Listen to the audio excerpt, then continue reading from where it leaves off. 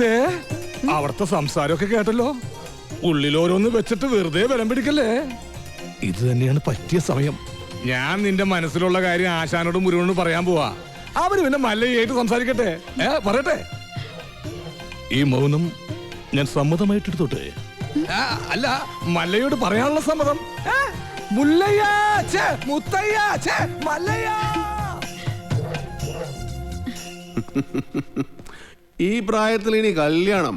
അതിന് ഗൗരിക്ക് അത്ര പ്രായമായിട്ടില്ല. ഞാൻ എന്റെ കാര്യമാണ് പറഞ്ഞത്. ഈമന്റെ കാര്യം നടക്കട്ടെ.